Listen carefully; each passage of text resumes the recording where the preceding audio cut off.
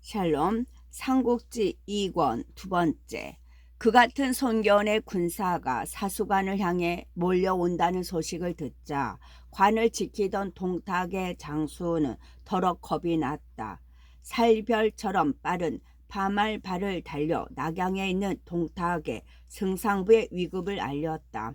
동탁은 스스로 대권을 잡은 뒤 나날을 술과 잔치로 보내고 있었다. 정치적 권력의 정당성은 종종 그 획득한 과정보다 획득한 뒤의 처리에서 결정되는 수가 많다.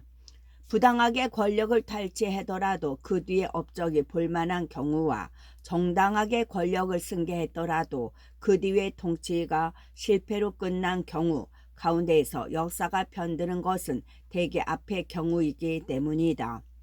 그런데 동탁은 불행히도 부당하게 권력을 탈취하여 부당하게 사용하는 전형적인 예를 보여주고 말았다.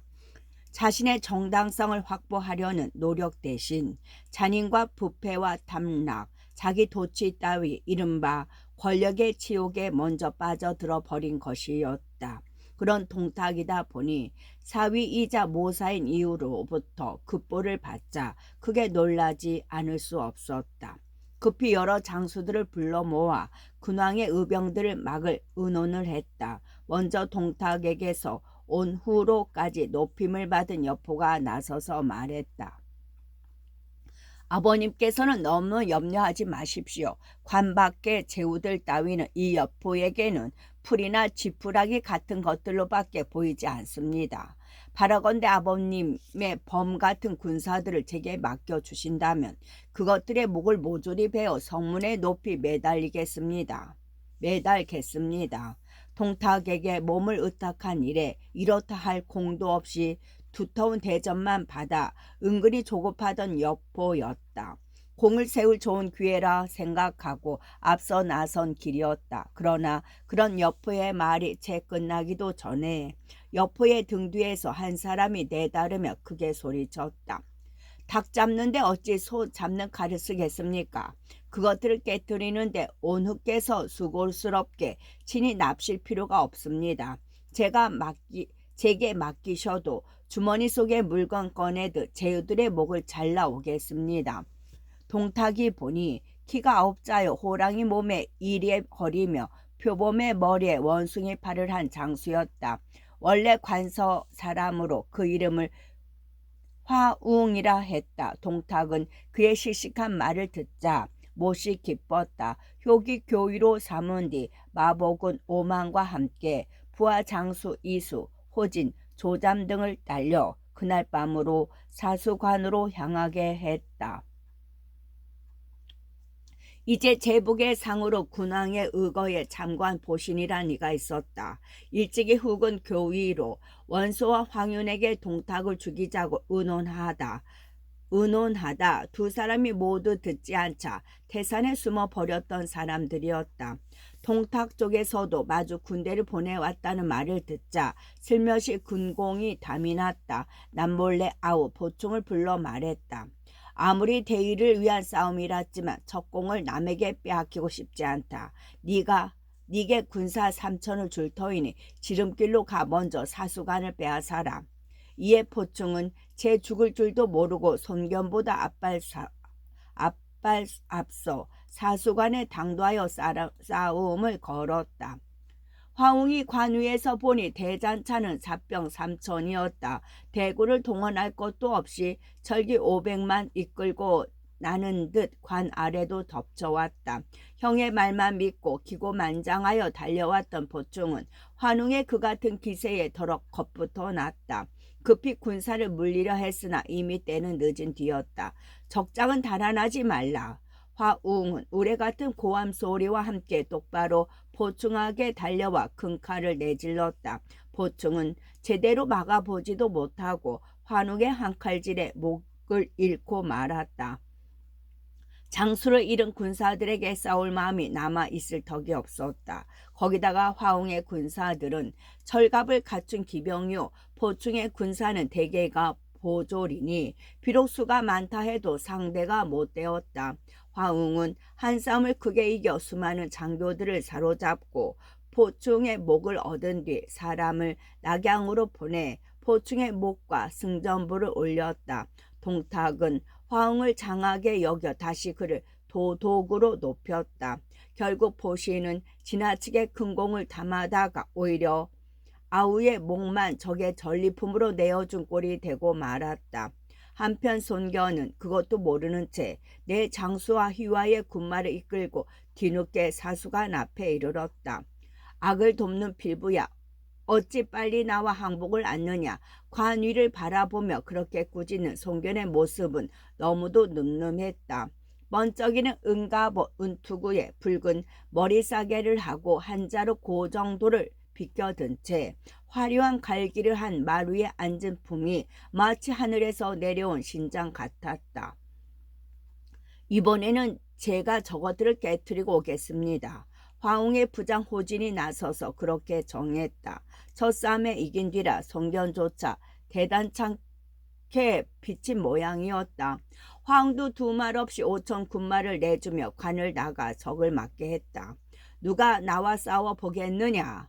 호진은 그렇게 외치며 곧바로 손견을 취하려 들었지만 장한 것은 용기뿐이었다.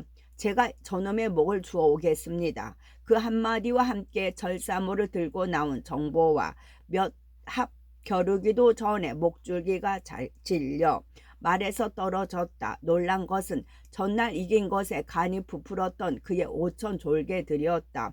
사태가 뭉그러지듯 관 안으로 도망쳤다. 손견이 때를 놓치지 않고 군사들을 몰아 관으로 덮쳐갔다. 하지만 워낙 높고 견고한 관의 성벽이었다. 거기다가 보충이 설 건드려 놓아 대비까지 단단했다. 관 위에서 화살과 돌이 비오듯 쏟아지니 아무리 용맹한 손견이라 해도 어찌 해볼 도리가 없었다. 군사를 돌려 양동에 진을 쳤다. 손견에게 한번 뜨끔한 맛을 본 뒤라 그 다음부터는 화웅도 가볍게 움직이지 않았다. 그렇다고 손견도 화웅의 5만 대군이 지키는 사수관을 힘으로 우려 뺄 만한 재주는 없었다. 별 수 없이 후진이 오기를 기다리게 되니 싸움은 자연 시위를 끌게 되고 싸움이 시위를 끄니 가지고 온 군량과 마초가 고통이 났다. 이에 손견은 사람을 원술에게 보내어 군량과 마초를 정했다. 원술의 아랫사람 가운데 하나가 원술에게 가만히 말했다.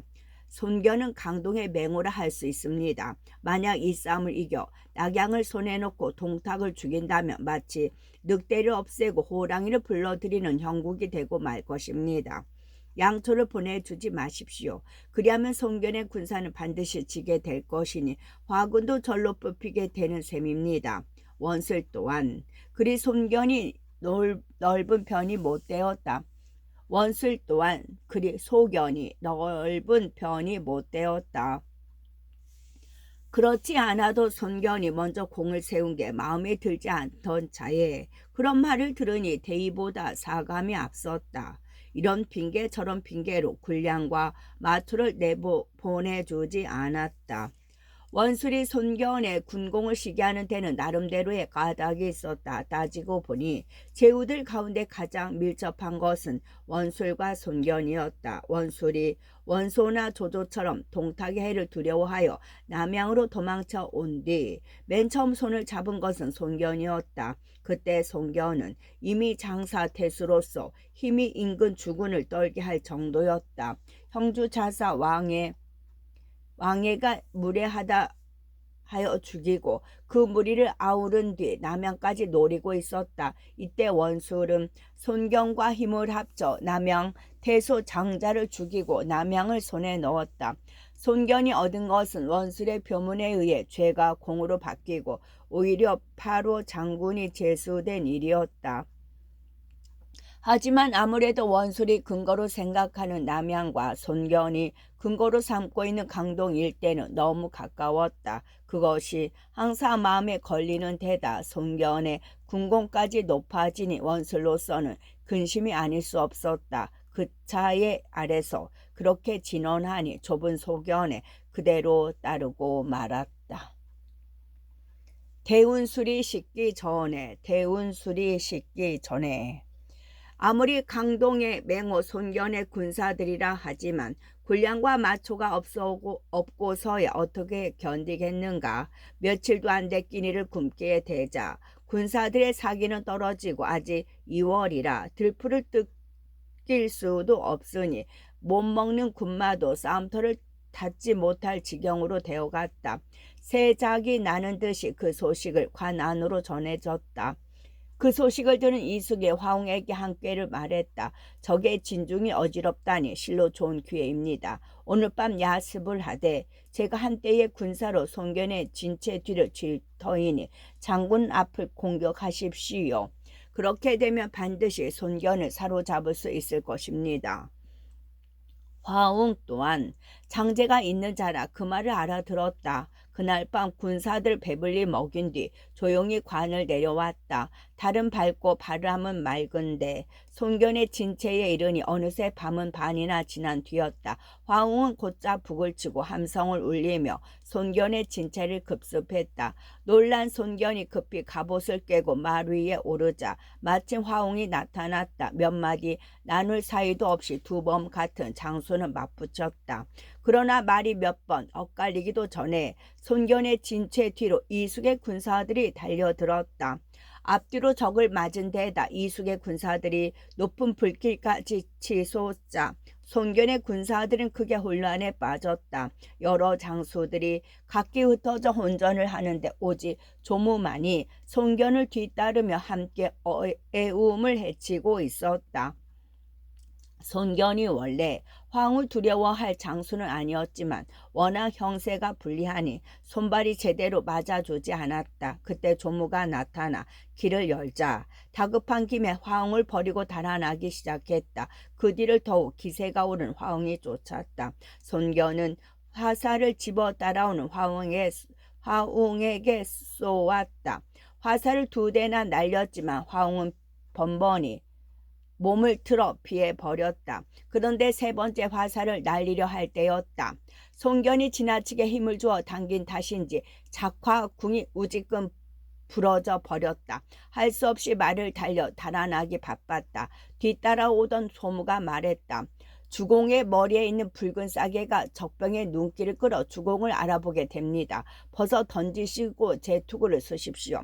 손견은 황망한 가운데에도 조무의 말을 따라 붉은 머리 싸개를 벗어 던지고 그가 벗어주는 투구를 썼다.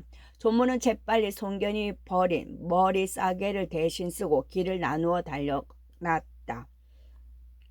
화웅의 군사들은 붉은 머리 싸개만 보고 뒤쫓았으므로 조무의 투구를 바꿔 쓴 손견은 무사히 사익길로 도망칠 수 있었다. 그러나 조무는 그러지 못했다. 화웅의 급한 추격을 받다가 한 군데 불탄 민가에 이르렀다. 조무는 다급한 김에 머리 싸개를 타다 남은 기둥에 걸어놓고 부근의 나무 숲속에 몸을 숨겼다. 화웅의 군사들은 붉은 머리 싸개를 보고 사면에 에워쌌으나 감히 접근하지 못했다. 으스름한 달빛 아래에서 붉은 머리 싸개가 걸린 나무 기둥이 손견처럼 보인 까닭이었다. 그 용맹이 두려워 멀찌감치서 화살만 쏘아댔다. 아무리 화를 쏘아도 손견이 움직이지 않자 비로소 화웅의 군사들은 속은 줄 알았다. 그제서야 다투 앞으로 내다르며 붉은 머리 싸개를 얹어 자신의 공으로 삼으려 들었다. 그때 돌연 숲 뒤에서 한 장수가 말을 달려 나오며 환웅의 군사들을 베기 시작했다. 조무였다. 조금이라도 손견에게 도망칠 수 있는 여유를 주기 위해 달아나는 대신 맞부딪혀 온 것이었다. 황이 그 꼴을 보고 있을 리 없었다. 이놈 내 칼을 받아라. 외침과 함께 대도로 휘둘러 조무를 내려쳤다. 다 잡은 손견을 놓치게 된 분함까지 보태 내리친 그 기세가 여간 용맹스럽지 않았다. 조무가 쌍도를 들어 막으려 했으나 칼이 작고 가벼운 데다 애움을 해치느라 지쳐 있어 뜻대로 되지 않았다. 그대로 화웅의 대도에 쪼개지며 말 아래로 굴러 떨어졌다. 손견과 함께 큰 뜻을 품고 전장을 달리기 10여 년, 범 같은 장수로 강남에서 용맹을 떨치던 장수치고는 너무도 허망한 죽음이었다. 화웅은 날이 새도록 손견의 군사들을 죽이다가 조무의 목과 사로잡은 군사를 앞세우고 돌아갔다. 각기 흩어져 혼전을 벌이던 정보와 황계 한당 셋은 날이 밝은 뒤에야 간신히 군사를 수습해 손견을 찾아왔다. 그러나 조모는 끝내 돌아오지 않았다. 손견은 슬픔을 이기지 못했다. 오 대영, 그대는 나를 대신해 죽었구나. 이제 어디서 다시 그대의 영걸스런 용자를 볼 수 있으리요. 손견이 그렇게 목 놓아 우니 정보, 황계, 한당 등도 함께 눈물을 흘렸다. 같은 붙은 사람으로 허낭의 난을 토벌할 때부터 10여 년이나 되는 세월을 그림자처럼 따르던 조무였기에 손견의 슬픔은 더욱 컸다. 한편 손견이 화웅에게 크게 패했다는 소식을 들은 원소는 크게 놀랐다. 일전에는 포장군의 아우가 명을 지키지 않고 함부로 군사를 움직여 제 목숨을 잃고 많은 군사를 죽게 하더니 이제는 손문대까지 화웅에게 져서 얘기가 꺾였구려. 이제 어떻게 하면 좋겠소? 제후들을 불러 모으고 그렇게 물었으나 한결같이 대답이 없었다. 동탁의 장수 화웅이 손견까지 꺾었다는 말을 듣자 모두들 몸을 사리기 시작한 것이었다. 이긴 대자 만시창이가 될 것이고 지면 목숨까지 잃을 판이니 서로 앞장서기를 꺼리는 것도 무리는 아니었다. 원소가 안타까운 마음으로 그런 제후들을 둘러보다가 눈길이 공소찬에 이르렀을 때였다. 등 뒤에 세 사람이 서 있는데 하나같이 용무가 범상하지 않았다. 거기다가 그들 모두 입가에 냉수를 띠고 있는 게 더욱 원소의 눈길을 끌었다. 공손, 태수 등 뒤에 서 있는 이들은 누시오? 원소가 문득 공소찬에게 물었다. 공소찬이 기다렸다는 듯 유비를 제후들에게 소개했다. 이 사람은 어릴 적부터 저와 한스승 밑에서 동문수학한 유비올시다. 탁군 사람으로 얼마 전까지도 병원령으로 있었소이다. 그렇다면 지난날 황건을 무찌르는데 공이 컸던 유현덕이 아니시오? 조조가 금세 유비를 알아보고 그렇게 물었다. 몇 해 전 영천 부근에서 언뜻 만나고 지나쳤지만 조조에게도 유비는 인상 깊었다. 그러나 분주했던 그 몇 해 동안 다시 대하지 못했을 뿐만 아니라 유비 또한 25세 시골뜨기 정년에서 30을 훌쩍 넘은 골수령으로 변해 얼른 알아보지 못했을 뿐이었다. 그렇소이다. 교위께서 어떻게 아시오? 그의 공도 공의련이와 지난날 황건을 파할 때 한번 만난 적이 있소이다. 그러고는 유비에게 인사를 건넸다. 유현령은 그간 무양하시었소. 유비도 공손에게 손을 모으며 답례했다. 진작에 알아뵀었습니다만 하찮은 조롤의 몸이라 감히 아는 채를 못했습니다. 공소차는 조조가 유비를 아는 채 하자 힘을 얻어 유비로 하여금 원소와 제후들에게 일일이 절하여 보게 한 뒤 그의 공과 출신을 자세히 말하였다.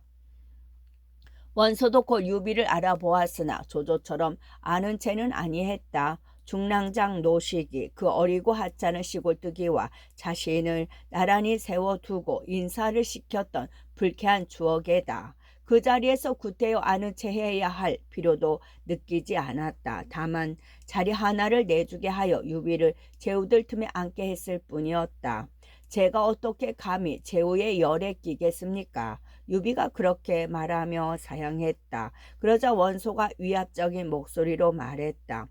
그대를 존중하는 것은 그대의 이름이나 관작이 아니라 그대가 제실의 종친이기 때문이요. 근왕의 대위를 내세우는 우리가 제실을 존중하지 않고 누가 하겠소. 이에 유비도 더는 사양하지 못하고 끝자리에 조심스레 앉았다. 그 뒤를 관우와 장비가 다시 석상처럼 시립해 섰다. 그때 호련 단마가 달려와 알렸다. 화웅이 철기를 거느리고 관을 내려와 진체 앞에 이르렀습니다. 지금 긴 막대에 손태수의 붉은 머리 싸개를 걸어놓고 우리 군사를 놀리며 싸움을 걸어오고 있습니다. 원소가 급히 좌우를 돌아보며 물었다. 누가 나가서 한번 싸워보겠소? 그 말에 원술의 등 뒤에서 유섭이란 장수가 나서면서 소리쳤다. 소장이 한번 가보겠습니다. 원소가 기뻐하며 허락했다. 장하다. 가서 화웅의 목을 얻어오너라. 허락을 받은 유섭은 날랫말을 골라 타고 씩씩하게 화웅을 맞으러 나갔다. 그러나 그의 발급소리가 채 사라지기도 전에 급한 보고가 좌중에 들어왔다. 유 장군께서는 화웅과 결혼지 3합도 못돼 화웅의 칼에 목을 이르셨습니다. 그 기막힌 전갈에 제자리에 있던 제후들은 모두 놀랐다. 잠시 서로 쳐다볼 뿐 말이 없는 가운데 불쑥 한 사람이 일어났다. 기주자사 한복이었다. 내 상장 가운데 반봉이 있소이다. 화웅을 못 빼기는 어렵지 않을 것이오. 그가 어디 있소? 얼른 나가게 하여 더는 얘기가 꺾이지 않도록 하시오. 원소가 급하게 반봉의 출전을 명했다. 한복에게 불려나온 반봉의 위풍은 과연 름름했다. 큰 도끼를 들고 성나 부릅뜬 눈으로 달려나가는 기세가 단번에 화웅을 장작패드 쪼개 놓을 것처럼 보였다. 그러나 이번에도 제후들의 기대대로는 되지 않았다. 반봉이 달려나간 지 얼마 오래지 않아 다시 급한 정갈이 날아들었다. 반장군, 역시 화웅의 칼에 목을 이르셨습니다. 그 소리를 듣자 제후들은 모두 낯빛까지 변했다. 포충을 죽이고 손견을 머리싸개까지 벗어 던지고 도망가게 할 때만 해도 화웅은 아직 그리 두렵게 느껴지지 않았다. 그런데 눈앞에서 두 사람의 상장군을 잠깐 동안에 베어 넘기는 것을 보자 모두 간담이 서늘하지 않을 수가 없었다. 내 상장 알량과 분추가 아직 이곳에 이르지 못한 게 애석하구나. 둘 중에 하나만 여기 있어도 어찌 화웅 따위를 두려워하랴. 더는 나서려는 제후가 없는 걸 보고 원소가 큰 소리로 단식했다. 그런데 미처 그 말이 끝나기도 전에 끝자리 부근에서 한 사람이 나서며 크게 소리쳤다. 원컨대 소장이 나가 보겠습니다. 틀림없이 화웅을 목배 장하에 밭이오리다. 모두가 놀라 눈으로 보니 키가 9자에 수염이 2자, 봉이 눈에 누에 같은 눈썹이 꿈틀거리는데 얼굴은 잘 익은 대추빛 같고 목소리는 커다란 종을 울리는 것 같은 장수가 장막 앞에 나와 서 있었다. 저 사람이 누구요? 낯선 얼굴이라. 원소가 좌우를 보며 물었다. 공소찬이 나서서 대답했다. 유현덕이 아우로 가누라 합니다. 그럼 벼슬은 무엇이오? 유현덕을 따르면서 지금까지는 평원현의 마궁수로 있었습니다. 공소찬이 그렇게 대답하자 돌연 그 자리에 있던 원술이 성난 목소리로 관우를 꾸짖었다. 너는 우리 제후들에게 대장감이 없는 줄 아느냐? 한낱 궁수로서 어찌 감히 그토록 어지러운 말을 하느냐? 썩 나가거라. 그 말에 관우의 붉은 얼굴이 노기로 더욱 붉어지고 공소찬도 은근히 성난 기색을 보였다. 그때 조조가 원수를 말렸다. 원 공로는 잠시 노기를 참으시오. 이 사람이 이미 나서서 큰 소리를 쳤으니 반드시 그만한 용력과 재력이 있을 것 같소. 시험삼아 한번 내보내봅시다. 만약 이기지 못하고 돌아오면 그때 꾸짖어도 늦지 않을 것이오. 조조의 말에 참는 것인지 아니면 얼른 대답이 떠오르지 않는지 원술은 잠시 말이 없었다. 그 자리에 제후들도 모두 조조의 말이 옳다 여겼다. 그러나 원소만은 선뜻 마음이 내키지 않는 모양이었다. 한낱 궁수를 내보내 싸우게 한다면 반드시 화웅의 비웃음을 사게 될 것이요. 그런 원소를 조조가 다시 달랬다. 이 사람의 의표가 속되지 않으니 화웅이 어찌 그가 한낱 궁수인 줄 알아보겠소. 한번 내보내봅시다.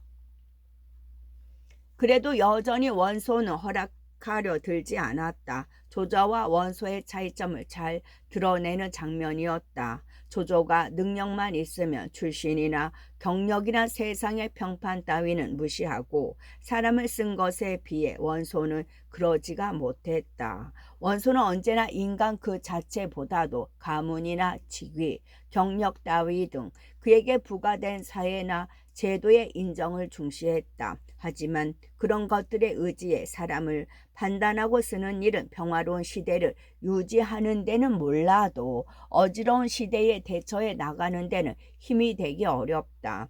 평화로운 시대는 종종 굳은 사회, 멈춰진 사회와 같은 뜻이어서 기존의 지식과 공식으로도 그럭저럭 풀어갈 수 있다. 그러나 움직이는 사회, 변화하는 사회와 일치하기도 하는 난세에는 그 굳어버린 지식과 시효가 지나가 버린 공식만으로 모든 걸 해결할 수는 없다. 어쩌면 뒷날 조조와 원소의 다툼에서 승패를 결정한 것들 가운데 중요한 것은 그런 두 사람의 차이에 있는지도 모를 일이었다. 원소가 흔연히 출전을 허락하지 않자 이번에는 관우가 결연히 말했다. 만약 이기지 못하면 내 목을 쳐도 원망 않겠소. 관우가 자기 목숨까지 걸자 원소도 더는 말리지 않았다. 제후들도 자신 없는 자기들의 상장을 내보내는 것보다는 관우의 위풍에 한가닥 기대를 걸었다. 이술 한 잔을 들고 가시오. 관우가 출전의 허락을 받고 막장을 나서려 할 때 조조가 좌우를 시켜 대운수를 내오게 하며 권했다. 하지만 관우에 대한 일생의 흠모가 그 순간에 이미 시작되고 있었는지도 모를 일이었다. 관우가 그대로 장막을 젖히고 나서며 호기롭게 대답했다. 술을 그냥 따라 두십시오. 얼른 갔다 와서 마시겠습니다. 마치 두고 온 물건 찾으러 나가는 사람 같았다. 만용인지 의계인지는 아직 알 수 없으나 그 씩씩한 기상에 제후들은 다시 한번 속으로 혀를 내둘렀다. 장막을 나온 관우는 청룡 언월도를 가져오게 한 뒤 몸을 날려 말 위에 올랐다. 적진을 향해 말을 닫는 모습은 마치 한 마리 성난 용이 푸른 바다에서 치솟는 것 같았다. 뒷이어 북소리와 함성이 크게 일고 하늘과 땅이 뒤집히며 바위와 산이 무너져 내리는 듯한 소리가 났다. 장막 안의 제후들은 모두 크게 놀라 낯빛까지 변했다. 그러다가 결과가 궁금하여 사람을 보내 알아보려던 참이었다. 갑자기 말방울 소리도 요란하게 말 안장에 화웅의 머리를 단 관운장이 돌아왔다. 자, 여기 화웅의 목이 있소이다. 관운장이 화웅의 목을 땅에 내던지며 말 위에서 뛰어내리더니 똑바로 조조가 따라준 술잔을 들였다. 대운술이 식지 않아 아직 따뜻하였다. 유비도 유비지만 그 자리에서 누구보다 기뻐한 것은 조조였다. 관우 스스로가 감당하기 어려울 만큼 그 용맹을 길렀다. 이때 유비의 등 뒤에서 장비가 나서며 큰 소리로 떠들었다. 우리 형님께서 화웅의 목 베어왔으니 어서 관을 적게 드리고 동탁을 사로잡을 일이지 여기서 무엇을 기다리고들 계십니까? 딴에는 스스로 선봉이 되어 한바탕 싸우고 싶은 뜻을 나타낸 말이었다. 관우가 공을 세우고 돌아오자 그도 여러 색의 솜씨를 보이고 싶어 배길 수 없었던 가닥이다. 그렇잖아도 조조가 지나치게 관우를 지켜 올리는데 심사가 뒤틀려 있던 원술이 다시 좁은 속을 드러냈다. 낯이 벌거지도록 성을 내며 장비를 꾸짖었다. 비록 작은 공이 있었기로서니 대신과 제후들도 서로 겸양을 하고 있는데 한낱 현령의 졸개가 어찌 이렇게 제 힘을 뽐낼 수 있단 말이냐. 저자들을 모두 장막 밖으로 끌어내라. 조조가 급히 원수를 말렸다. 공이 있는 자는 상을 줌이 마땅하오. 어찌 귀천만을 헤아리겠소. 그 말에 원술은 더욱 불같이 화를 냈다. 공들이 한낱 현령 따위를 이토록 무겁게 여기신다면 나는 그만 돌아가겠소. 좁아 터진 소견 머리로 보아 능히 그럴 만한 위인이었다. 맹주인 원소도 썩 유쾌한 얼굴을 못 떼었다. 그 공기를 알아차린 조조가 급히 생각을 바꾸고 좋은 말로 원수를 붙들었다. 어찌 말 한마디로 큰일을 그르치시겠소. 이 조조가 지나쳤다면 용서하시오. 그리고 공소찬에게 권하여 유관장 삼형제와 함께 자신의 진체로 돌아가도록 했다. 공소찬이 못마땅한 얼굴로 돌아가자 다른 제후들도 어색한 표정으로 헤어졌다. 조조는 몰래 사람을 공소찬에게 보내어 술과 고기를 전하며 유현덕 삼형제를 위로하게 했다. 마땅히 맹주인 원소가 해야 할 일을 조조가 대신하고 있는 셈이었다. 어떤 면에서 원소는 각기 개성이 다르고 추구하는 이익이 다른 그 제후들의 모임에서 그들의 충돌을 막고 이익을 조정할 수 있는 맹주로는 처음부터 맞지 않았다는 편이 옳다. 한편 화웅의 졸개들은 사수관으로 쫓겨 들어가 이숙에게 화웅이 죽은 일을 알렸다. 두렵고 막막한 이숙은 급히 위급을 고하는 글을 써서 낙양의 동탁에게 올렸다. 화웅의 이딴 승리에 마음을 놓고 있던 동탁은 그 소식에 다시 놀랐다. 급히 모사 이유와 양자 여포 등을 불러놓고 대책을 의논했다. 이유가 먼저 입을 열었다. 지금 우리는 상장 화웅을 잃고 적의 세력은 갈수록 커져가고 있습니다. 먼저 하실 일은 안에서 바깥의 적과 손을 잡을 자를 제거하는 것입니다. 안에서 호응하는 자라니 동탁이 이후의 말을 얼른 알아듣지 못하고 물었다. 지금 적의 맹주는 원소입니다. 그런데 이 숙부 원해가 태부로 이 낙양성 안에 있습니다. 혹시라도 안에서 적과 내통이라도 하게 되면 매우 위태합니다. 먼저 제거하심이 옳겠습니다. 그런 다음 승상께서 친히 대군을 이끌고 나가셔서 적의 무리를 깨뜨려 흩뜨려 버리십시오. 동탁은 그런 이유의 말을 옳게 여겼다. 먼저 이각과 곽사를 불러 군사 500을 주고 태부 원해의 집으로 보냈다. 남자 여자 늙고 젊고를 가릴 것 없이 모조리 죽여버리라는 명령과 함께였다. 이각과 곽사는 동탁의 명을 충실히 이행하여 원해의 가솔들을 한 사람 남김없이 없앤 뒤 원해의 목을 성문에 높이 걸어 다른 사람에게도 경계로 삼았다. 동탁은 이어 20만 대병을 일으키고 두 길로 나누어 제후들과 군왕병과 맞서게 했다. 이각과 곽사에게 5만을 주어 사수관으로 가게 하고 자신은 나머지 15만 군에다 이유, 여포, 번조, 장제 등을 이끌고 호로관으로 갔다. 호로관은 낙양에서 50리쯤 떨어진 곳으로 그곳에 이른 동탁은 여포에게 따로이 3만을 주어 관 밖에 진을 치게 하고 자신은 관 안에 군사를 주둔시켰다. 동탁 쪽의 그 같은 대응은 곧바로 원소가 이끄는 근왕의 의군에게도 전해졌다. 원소는 급히 제후들을 불러 모으고 동탁께치 의논을 했다. 이번에도 조조가 먼저 나섰다. 동탁이 호로관의 군사를 주둔시킨 것은 우리들 제후들의 가운데를 자르자는 뜻입니다. 우리도 마땅히 군사의 반을 나누어 그쪽의 적을 막아야 합니다. 깊이 헤아린 끝에 한 말이니 다른 의견이 있을 리 없었다. 이에 원소도 여러 갈래의 제후를 따라 빼내 호로관으로 가게 했다. 한해 태소 왕광, 동궁 태소 교모, 산양 태소 유유, 북해 태소 공룡, 상당 태소 장양, 서주 자사 도겸에, 부평 태소 공소잔을 합쳐 8이었다. 나머지 9갈래 제후들은 사수관을 계속 공격하되 조조의 군사들은 양쪽을 왕래하며 구원에 응하기로 했다.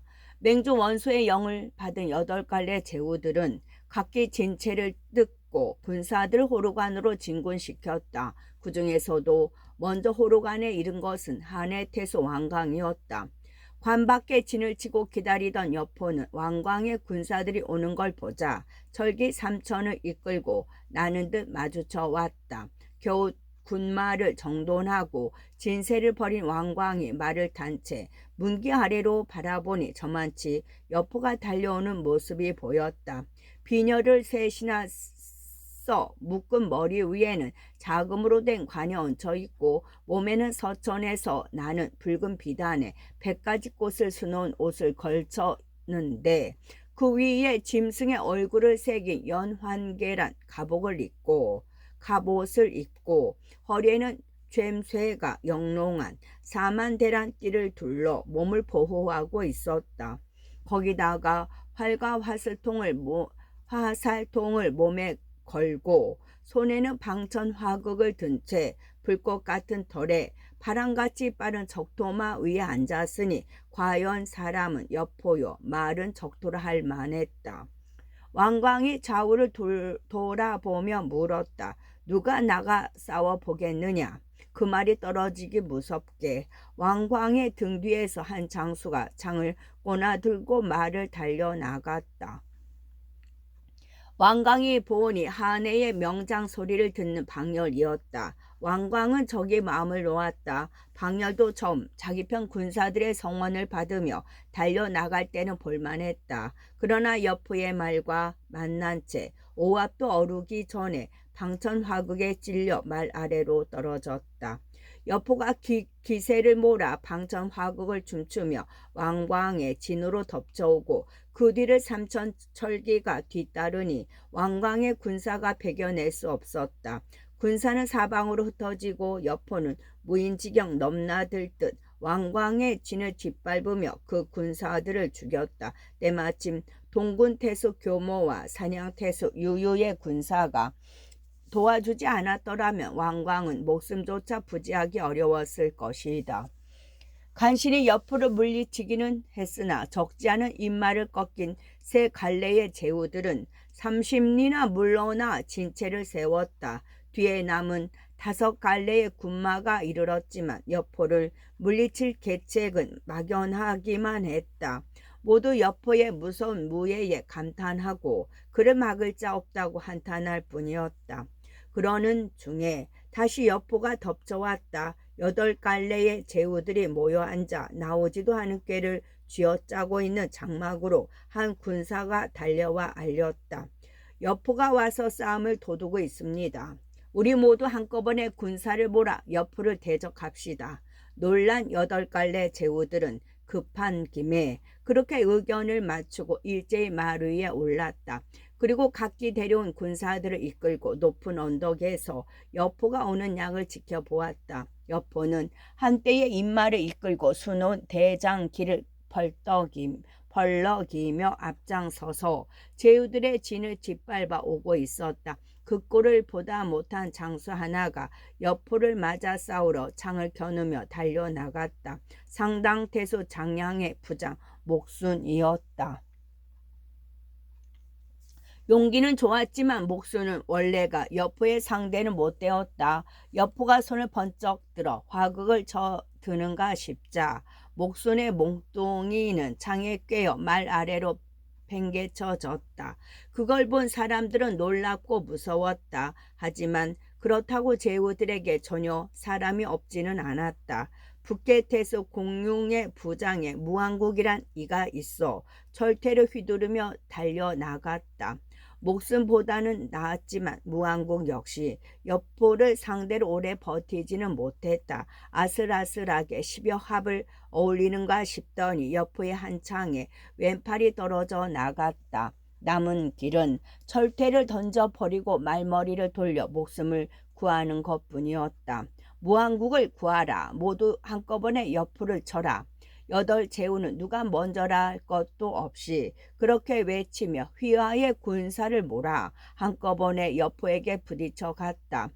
여포의 군사가 많지 않은 걸 보고 머릿수로 밀어붙인 것이었다. 그렇게 되자 아무리 여포라도 감당할 길이 없었다. 무한국을 버려두고 급히 군사를 물렸다. 여포가 물려간 뒤 제후들은 다시 모여 대책을 상의했다. 그때는 조조도 그들 8갈래 제후 쪽에 와 있었다. 여포 때문에 고전하고 있다는 말을 듣고 응원을 온 길이었다. 여포가 영용하여 상대할 사람이 없으니 17갈래 길로 온 제후들이 모두 모여 의논해 보는 게 어떻겠소. 만약 여포만 사로잡을 수 있다면 동탁을 죽이는 일은 쉬울 것이요. 언제나 그렇듯 조조가 먼저 의견을 내놓았다. 제후 가운데 하나가 반문했다. 그렇게 되면 사수관 쪽은 어떻게 하시겠소? 먼저 그쪽의 적이 우리를 뒤쫓기라도 하는 날이면 우리는 결국 등과 배로 적을 막는 꼴이 되지 않겠소? 그렇게 되니 의견이 하나로 정해질 수가 없었다. 그래서 저마다 옳다고 믿는 대로 말하고 있는데 다시 여포가 돌아와 싸움을 걸고 있다는 정갈이 들어왔다. 여덟 제우는 우선 조금 전처럼 일제히 말에 올라 힘을 다해 여포에게 대항하기로 했다. 마침 여포는 먼저 공소찬의 군사부터 짓밟기 시작했다. 공소찬은 스스로 싹이라는 긴 창을 휘두르며 여포와 싸웠으나 역시 당해낼 수가 없었다. 몇 탑 어울러 보지도 못하고 힘에 붙여 달아나기 시작했다. 이놈 개 섞어라. 공소찬이 달아나는 걸 보고 여포가 전둥같이 호령하며 적토마를 몰아 뒤쫓았다. 그 말이 원래 하루에 천리를 닿는다는 명마라 나는 듯 달리는 것이 한 줄기 바람 같았다. 공소찬이 타고 있는 백마 역시 변방의 오랑캐들이 공소찬을 백마 장사라 부르며 두려워하게 만들 만큼 좋은 말이었지만 적토마에는 미치지 못했다. 금세 여포는 창을 내지를 수 있을 만큼 바짝 공소찬을 따라 붙었다. 이제 네 놈의 몫은 내 것이다. 여포가 번쩍 화극을 끌어올려 공소찬의 등을 겨누며 소리쳤다. 보는 이들은 모두 아찔했다. 그런데 그때였다. 돌연 한 장수가 고리 눈을 두릅뜨고 호랑이 같은 수염을 뻣뻣하게 거슬러 세운 채 장팔 사물을 끼고 말을 몰아 나오며 여포에게 소리쳤다. 이 성셋을 가진 종놈아, 달아나지 마라. 연인 장비가 여기 있다. 어려서부터 탁군에서 자랐건만 언제나 조상들의 고향이 연을 내세우는 게 장비의 버릇이었다. 그런 장비를 보자 여포는 공소찬을 놓아주고 곧바로 장비에게로 말을 몰아갔다. 장비가 모든 생각을 떨쳐버리고 싸움에만 마음을 쏟아 분발하니 50여 합을 싸워도 승부가 나지 않았다. 그때 보고 있던 관우가 말배를 박차고 82군 정룡도를 휘두르며 따라와 여포를 협공했다. 장비의 힘이 부딪히기 때문이 아니라 타고 있는 말의 여포의 적토마에 비할 바가 못해 시간이 흐를수록 불리해진다는 걸 알아보았기 때문이었다. 관우 장비와 여포의 말은 정자의 형태를 이루며 서로 치고받았다. 관우의 정룡도와 장비의 장팔사모가 여포의 방천화극을 번갈아 베고 찌르기를 다시 30여 합이 되어도 여포는 조금도 몰리는 기색이 없었다.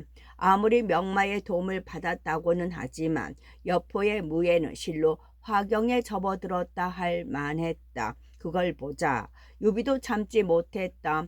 쌍고검을 비껴들고 갈기 누른 말을 박차 싸움을 도우러 달려나갔다.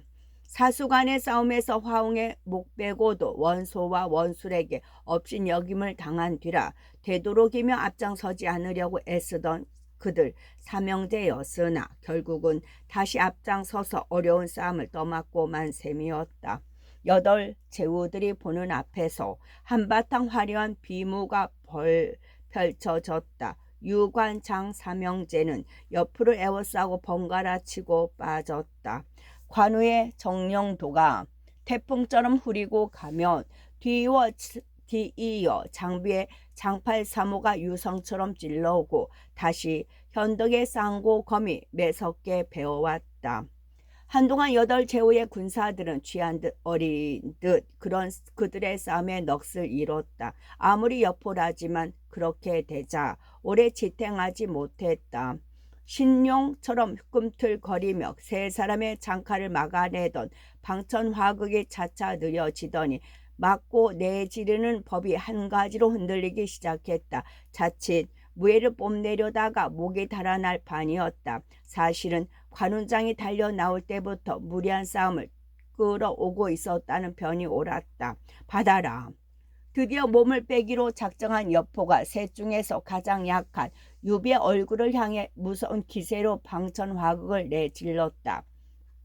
유비가 급히 몸을 피하자 세 사람의 예움에 한 군데 빈 곳이 생겼다. 여포는 그 틈으로 화극을 거꾸로 잡고 달아나기 시작했다. 유비의 얼굴을 내지른 것은 몸을 빼기 위한 허초였던 셈이었다. 달아나는 여포를 세 사람이 말을 박차며 뒤쫓았다. 그걸 본 제후의 군사들은 힘이 났다. 크게 함성을 지르며 뒤따르니 그 기세가 산을 허물 듯했다. 대장이 쫓아오는 데다 사기가 오른 상대방 군사들까지 덮쳐오자 여포의 군사들은 그만 겁을 먹었다. 끝.